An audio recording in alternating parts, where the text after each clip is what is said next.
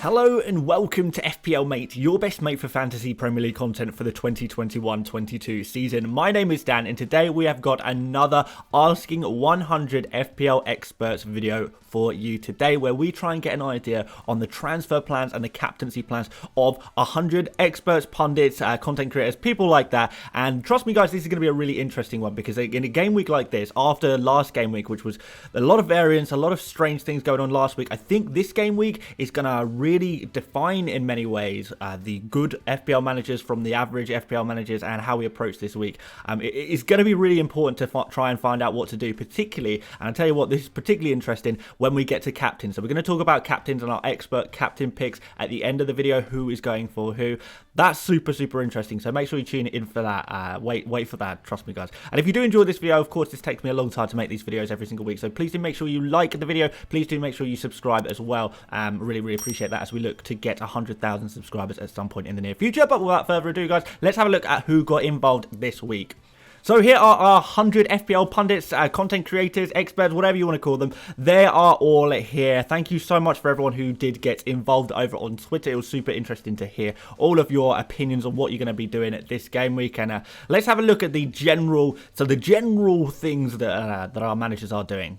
So we can see that 52%, just over half of our managers are making just one transfer. 8% are making 2 transfers. No one is making 3 transfers. 37%, so over a third of our expert managers are not using a transfer this week. So this is really interesting, guys, because this basically tells us that this is going to be a really popular game week to actually roll that transfer into game week 7. Try and have two transfers to go into game week 7. I really quite like that idea, to be honest. I feel like, you know, maybe because of last week and how strange last week was, it's kind of, that means that this game week is not a week to panic or anything like that. So a lot of people seem to be thinking that way. And of course, 3% are using their wildcard. So just 3 out of 100 are using their wildcard. So perhaps that suggests that maybe this is not the best week to wildcard. Maybe, I guess. I should also say, by the way, guys, on the people who are not making the transfer, on the people who are using their wildcard, they have quite a few people also did point out to me this week that they are waiting for injury news and stuff like that, because we have seen a lot of those yellow triangles with the exclamation marks on our players. We don't fully know what the injury situation is going to be like, particularly after all of the midweek games are concluded. So yeah, perhaps some wait and sees there. I would imagine a lot of the people who aren't using their transfer might actually end up using it by the end of the week. But let's have a look at what data we've got anyway. First of all, we're going to look at the most popular transfers around the world, not just from our experts, from everyone. So here you go, guys. Here is the list. This is out of every FPL manager in the entire world. Who are the most popular transfers? How many people are transferring in the most popular players? You can see here that Antonio is number 1, and then we kind of see Ronaldo there, Sarr after his great game week, Benrahma, people want to bring him back against this up against this next fixture for Leeds. And yeah, you know what? Looking at this list, and usually I look through this list and think, oh, there's some horrible shouts in here, but actually, it looks actually okay. The most of the players I see on this list, particularly the players that, you know, in the top half of the most popular transfers, they seem pretty sensible to me. Now, what I would point out as well is that maybe not as many people have used their transfers so far. Yeah, not as many people have used their transfers so far. You know, previous lists we've kind of seen, you know, Ronaldo transferred in by, you know, over 1 million people. Last week, I think there was someone transferred in by, you know, 500,000, 600,000 people by this point in the week. This week, people are being a little bit more patient, or are just not using their transfers at all, or maybe a lot of players have dropped out, not playing anymore, thrown the towel in. I don't know, but that's just something I wanted to note there for you guys, that these numbers, the transferred in numbers, seem to be dropping this week. So maybe that tells you something, maybe it doesn't, I don't know. But anyway, in terms of the players that are really popular among our experts, quite a lot of these are really popular. So Antonio, Sarr, Alan Saint-Maximin, Alonso, Gray, they have all been transferred in by quite a few of our managers this week. So these are really popular picks, and I like all of them. You know, Antonio, if you haven't got him already, I feel like he is a must-have. So I understand completely why he's not why he is number 1 on this particular list. Of course, among our experts, you might remember from last week, a lot of people kept Antonio in their team anyway and just left him on the bench. But if you didn't do that, it might be a really good idea to bring Antonio in. But you've got other players in there like Sarr after his this game week and the good fixtures coming up. Yeah, we like a lot of these players. There are 3 players I'm not fully convinced by, and those are the 3 at the bottom. That's Lukaku, Kovacic, Duffy there as well. Duffy just doesn't really seem worth a transfer unless you're on a wild card. Lukaku, it doesn't really seem like the right game week to bring him in up against Man City. Man City being the best defence in the entire league by some considerable margin there. And of course, Kovacic there, who, you know, he's not a player who typically scores FPL points. I know he's got a few points recently, but I don't know. I'm still not convinced that it's going to continue. I'm really not. I know he's a good price, but, you know, he's got this fixture against Man City next. It seems an odd time to buy a player like Kovacic. You know, a player not particularly known for their FPL output up against the toughest defence in the league. Seems pretty a weird transfer to bring in. I kind of understand Lukaku and Duffy at least a little bit. It's just maybe they're not priority moves right now. But Kovacic is just, you know, a straight up avoid for me as far as I'm concerned. The rest of them, like I said, look fantastic. So here are the most popular transfers out, and you might see a little bit of a trend at the top. All of the top 3 most sold players of the week from our experts. And by the way, I've done it out of 60 because once we've subtracted the people not using transfers and the people who are using a wildcard this week, that only leaves us with 60 managers using transfers this week out of the 100. But you can see there, Torres, Jota, Greenwood, all midfielders in the region of 7 million to 8 million, right? And this kind of echoes kind of what I was saying in my video yesterday in terms of I don't really think any 7 to 8 million midfielders are really worth going for right now. None of them look really that good, do they?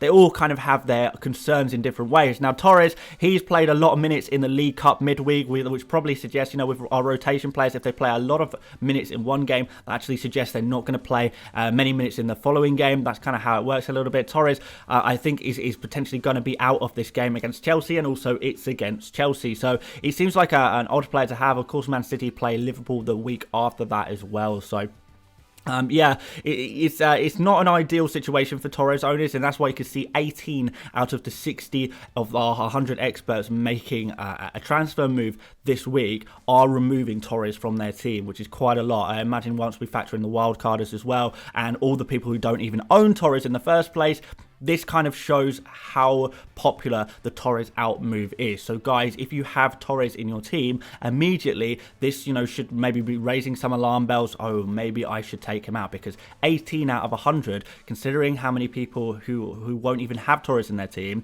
you know, you probably expect that out of our experts, maybe 25% of them have Torres in their team. I know I'm just making predictions up, but kind of based on what I've seen so far, probably about a quarter of the people have Torres, and 18 people out of the 25, I guess, in theory, are taking Torres out. You know, include wildcarders as well. Maybe it's slightly more than that. So yeah, quite a significant chunk are taking them out. Obviously, there's not a lot of love for Jota or Greenwood. These seem to be the most popular sacrifices, I guess, you can take out of your team if you do want another midfielder. And then the rest of the players are kind of a little bit random in a way, aren't they? You know, Bamford in there, DCL who's injured, Ayling, I understand. You know, Ayling would be a player that I would remove from my team given the opportunity. If you can't just stick him on your bench, yeah, definitely remove Ayling from your team, I think, with the injury concern, and also, you know, the fact that Leeds can't defend for Toffee right now. Bamford potentially injured as well there. So yeah, you can see a lot of players in there that, you know, you can kind of understand why people are removing them from your team, but they don't look necessarily like priority transfers out. These are not players you actually absolutely have to bring out. But, you know, Torres, you know, is really sticking out there. So definitely keep an eye on that one, guys, if you're a Torres owner.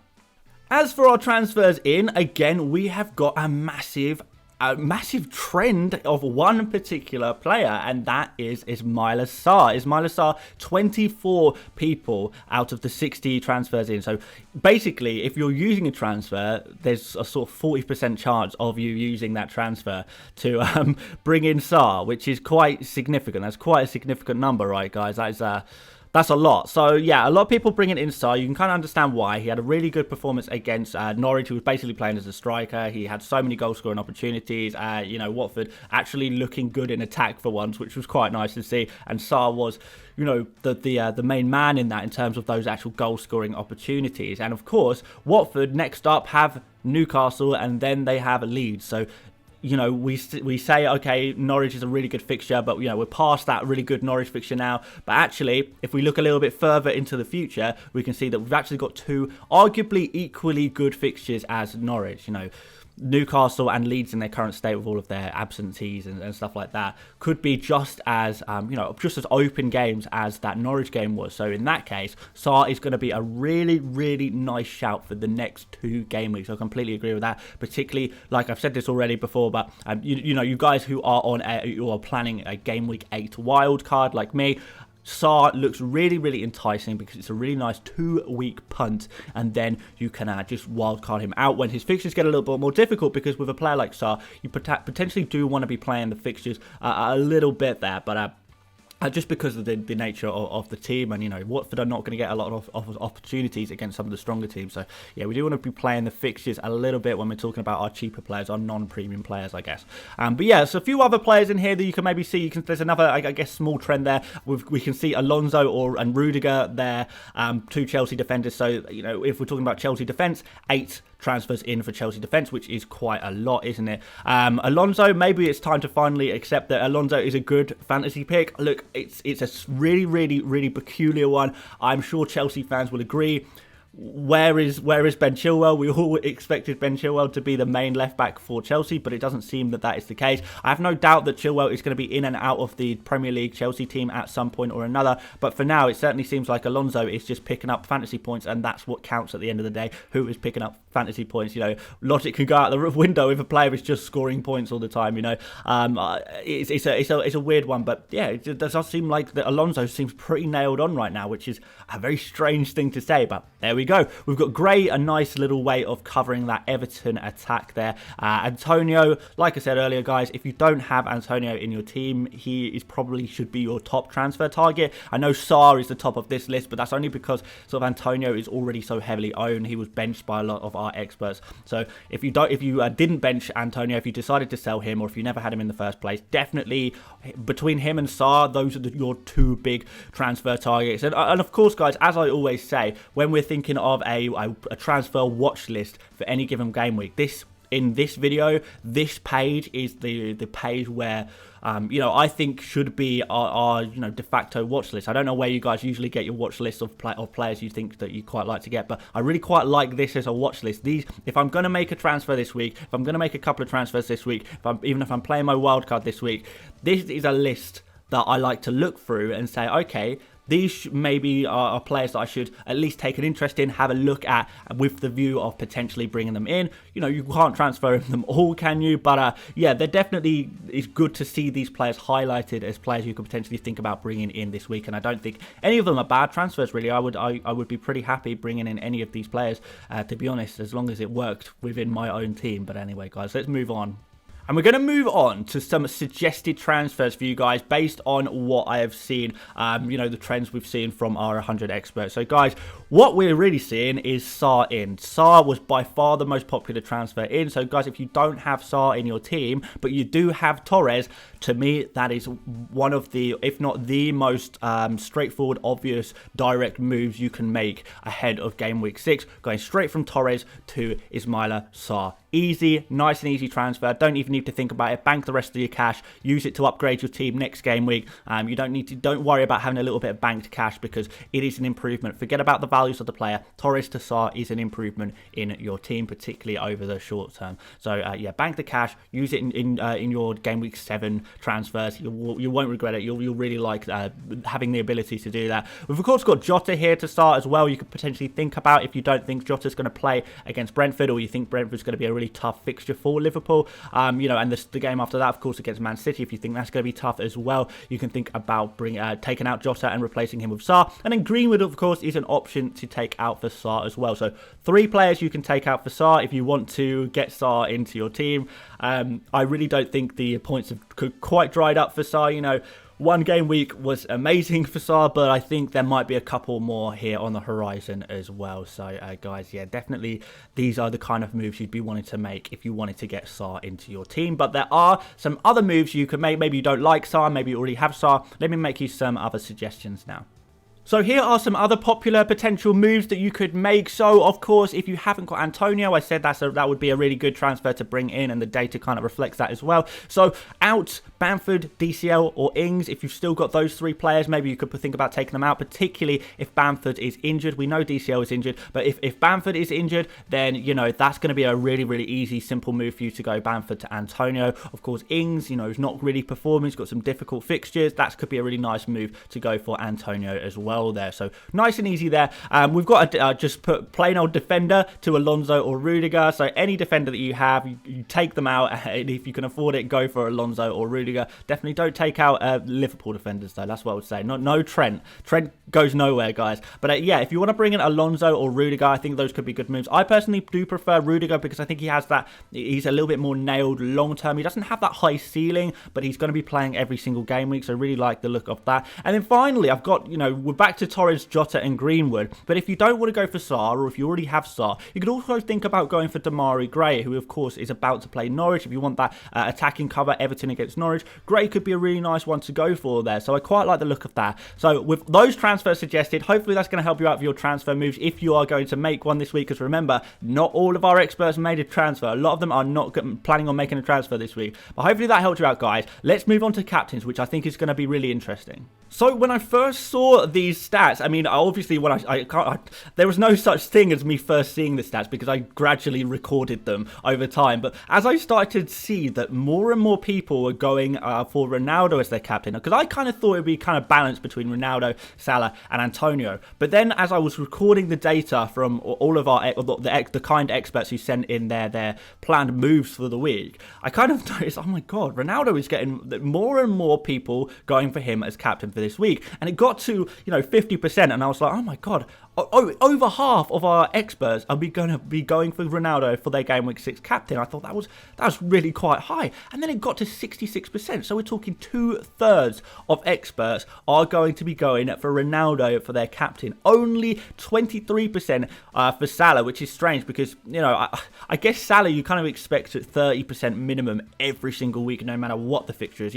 Liverpool could be playing Man City as they are next week, and you'd still see a lot of people going for Salah for their captain. But yeah, against Brentford, newly promoted Brentford, I kind of thought, well, maybe there would be a few more Salah captains. I mean, Ronaldo seems really obvious because, it's a home game. Ronaldo's recording, some amazing underlying stats and just looks incredible when he is playing as well. Aston Villa, not exactly the easiest fixture, however. Salah, on the other hand, we know he's a proven FPL asset. He plays against Brentford. Brentford haven't really had a tough game yet. I know that Brentford have done really well defensively, but they haven't really had a really tough game yet. And I think this game against Liverpool will kind of show us where Brentford are at, because they can only play who's in front of them. I don't want to knock them, but we do need to see them with a real test in a game like this game against Liverpool before we really know where they're at in terms of how good they are going to be as a defence for the remainder of the season. So a really interesting test for them.